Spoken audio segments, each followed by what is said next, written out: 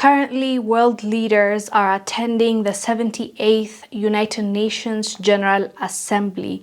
Whenever these meetings are being held, they make their little speeches here and there, and some are quite interesting, some are respectable, and some are just downright disrespectful to our intelligence. So currently, Bola Tinubu is facing a backlash from Africans because he decided to mention Burkina Faso, Mali, Niger in not a good light, but because of the coup situation that has been going on. Granted, this is not his first time addressing these issues, and he is the ECOWAS chairperson, and it has something to do with him as well, since they come from the same area or region.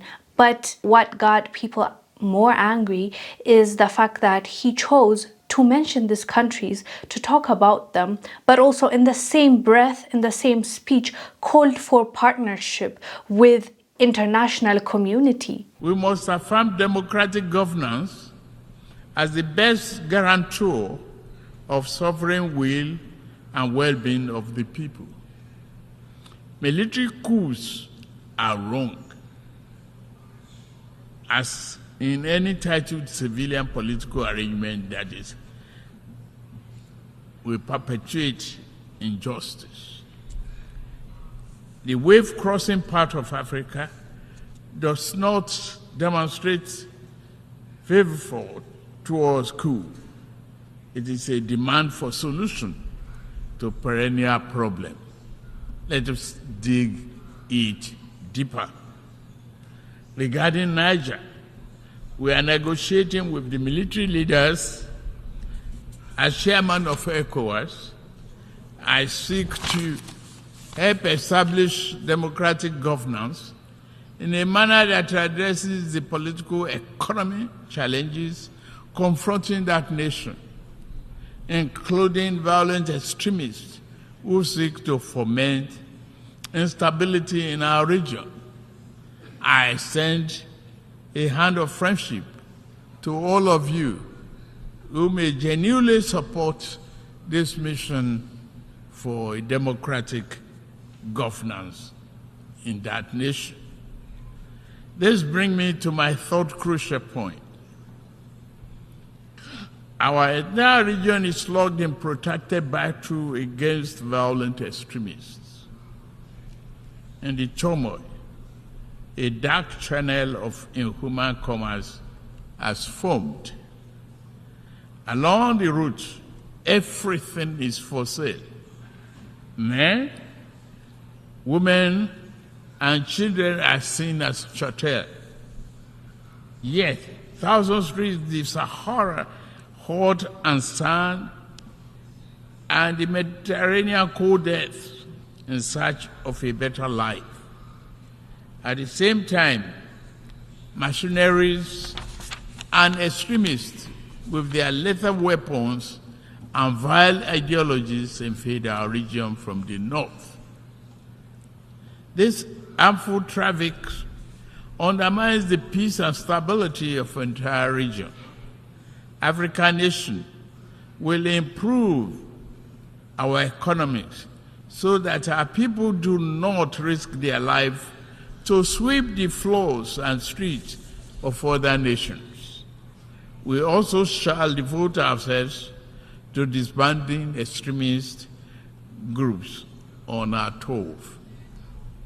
Yet, to fully contain this threat, the international community must strengthen its commitment to arrest the flow of armed and violent people into West Africa. The fourth important aspect of this global trust and solidarity is to secure the continent's mineral-rich areas from plundering and conflicts. Many such areas have become catacombs of misery and exploitation. The Democratic Republic of Congo has suffered this for decades, despite the strong UN presence there. What happened? The world economy owes the Republic of Congo much but gives her very little. The mayhem visited on resource-rich areas does not respect national boundaries. Sudan, Mali, Burkina Faso, Central African Republic, and the list grow on and on and on. So people are angry because why in the world are you portraying the people that are actually fighting for our own people, for the youth, but also in the same breath you are uplifting the international community? You're actually asking them to come and walk with you. He either said walk with us or work with us.